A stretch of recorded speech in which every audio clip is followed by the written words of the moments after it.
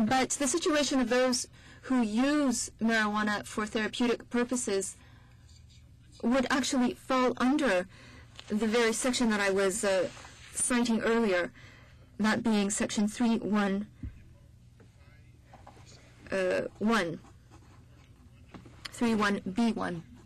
Don't you think this bill should exclude that particular situation? Because I don't think it's your original intent to impose a minimum sentence, a minimum mandatory sentence on the 1 million Canadians who use marijuana for medicinal and therapeutic purposes. Because right now we're talking about mandatory minimum punishment. So my question is this: do you think you're casting the net a little bit too widely? Answer: when we talk about usage, we're talking about possession and usage. But those cases, that particular section does not deal with possession. Well, let me reword my question. And there are many users who use marijuana for medicinal purposes and who do not produce or grow marijuana. They have to rely on someone else. And as you know, most consumers want to have access to quality marijuana. So obviously they want to try and get their hands on organic marijuana.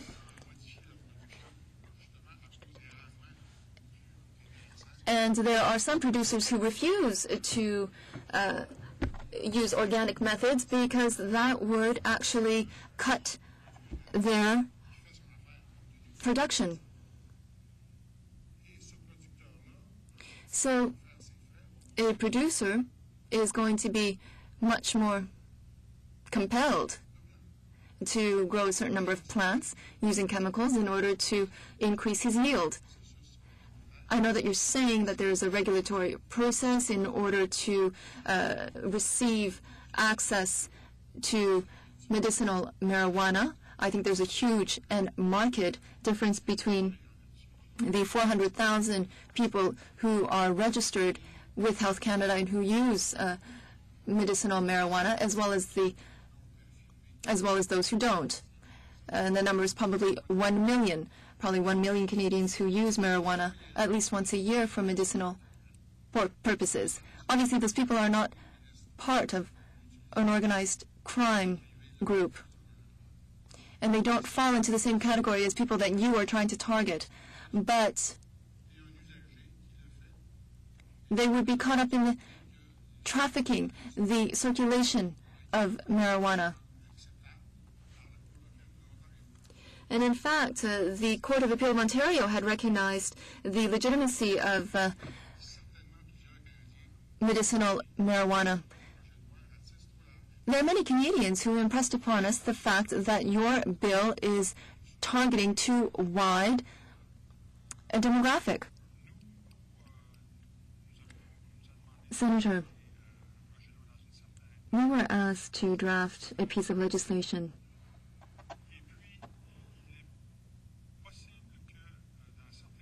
It is possible that in some cases, provisions target exclusively organized crime or violent offenses. Sometimes there are producers who are perhaps not violent,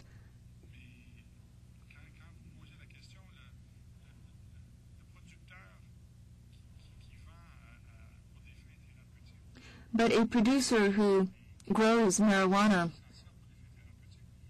for clients who use it as a medicine is somebody who complies with regulations, and there's no way to track who the producer is selling the medicinal marijuana to. Are we aware of whether or not their way of growing marijuana is hazard-free? Well, in Canadian legislation, there are two examples. And over time, over time, we learned that certain groups in Victoria and Vancouver were able to make their own supply of medicinal marijuana. And they were able to move through 2 specific legitimate sites and distribute their product. And in fact, they are in full compliance with the regulatory system. Therefore, are we going to track the organic producer who has 600 plants, who uses a very specific species of marijuana? That's what we want, but that's not the message that we're getting from the minister. Now, in that specific example, you're talking about illicit production.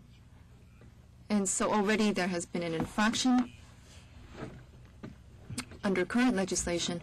So really the issue that you're raising is a political one.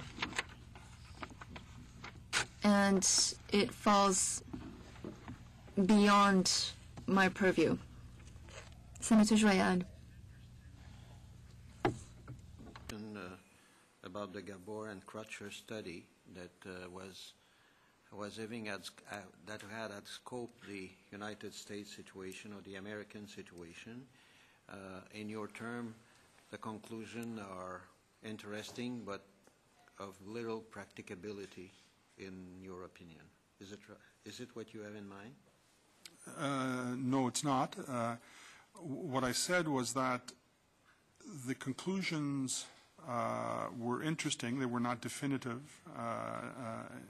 in any way, and they were interesting to us.